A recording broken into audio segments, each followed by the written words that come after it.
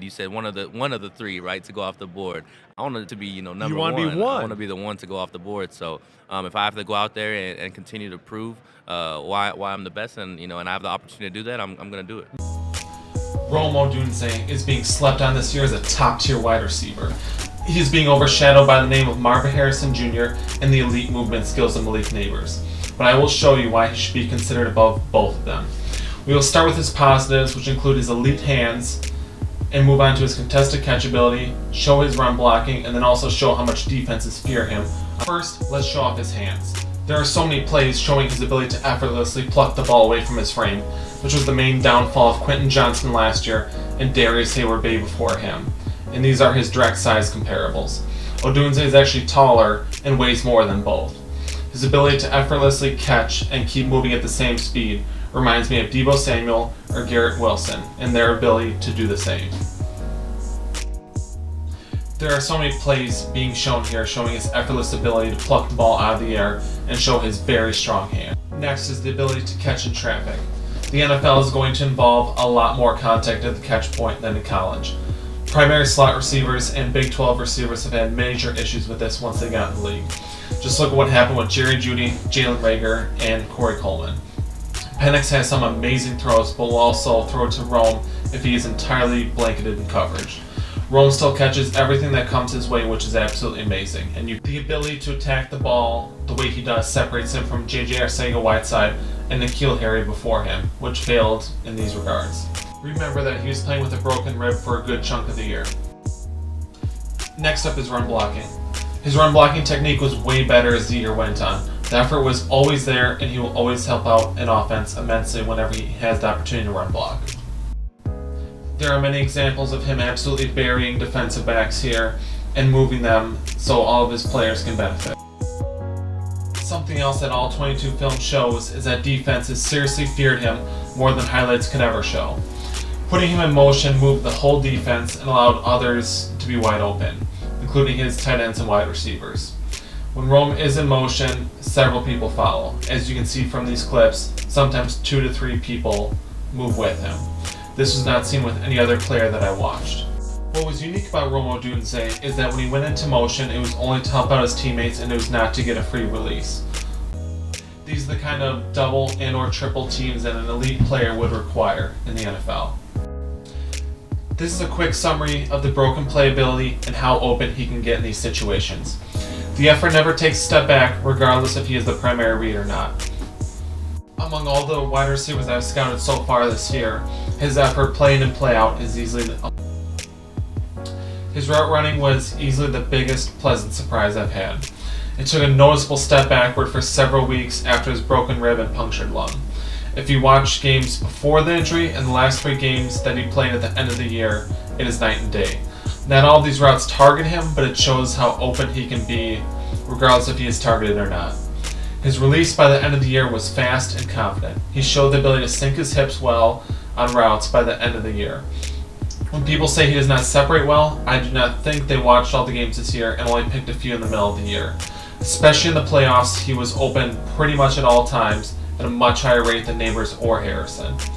On many of these, if Penix saw him in time or threw a good ball, there were many more yards to be had in all of these. Because this is a positive section, most of these clips are pulled from the end of the year. In terms of yards after the catch, he is a player that will try to run through defenders compared to around defenders.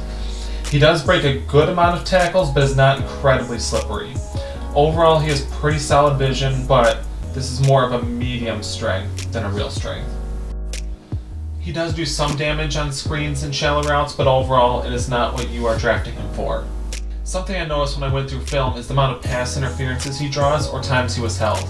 Many of these would have been fouls in the NFL, but were not called in college. The good news is that he does try to play through the contact and does not flop like Neighbors or some of the others would.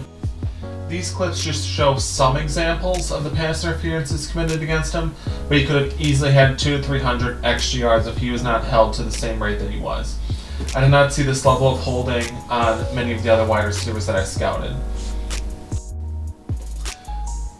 This probably explains his high amount of contested catches, but if you look at his contested catch percentage, it is actually the highest we have seen since Justin Jefferson back in 2020. and this is only the third time we have seen a contested catch rate this high altogether in the PFF era. Let us shift into negatives. These clips will show some mild issues with balance in which he appears to lose his footing out of nowhere on some of the routes he is running. Now, as many do point out in their draft profiles, he does have some issues with separation. Most of his issues appear to be from raw route running ability compared to his movement skills, but he will need to learn regardless.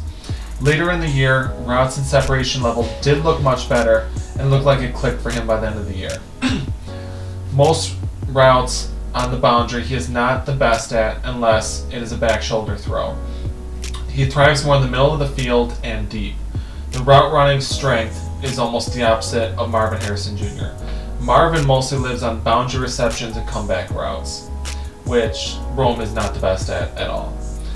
It is kind of like DK Metcalf, where he will not separate well for all routes, except his hip fluidity is much better than Metcalf, and he does have a much more expanded route tree than Metcalf can run. And that was a quick summary of the negatives, as there are not many. Something not brought up enough that I wanted to show everyone is how dominant he was against the best competition that he faced in Michigan. There was much production left on the table, especially in the playoffs when Penix was kind of spiraling down due to the pressure he was facing in the pocket. Odunze was wide open so many times and torched defenders left and right. The injuries appeared healed at this time, and his hip fluidity and great release were on display here. If you want the bull case for Odunze, watch this game.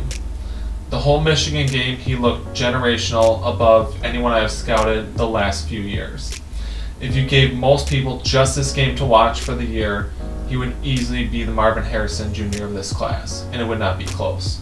In this game, you can easily see his 4.4 speed, his elite 3-cone drill, and 20-yard shuttle all together. Next is the draft profile for Rome Odunze. You can pause if you want to read it all.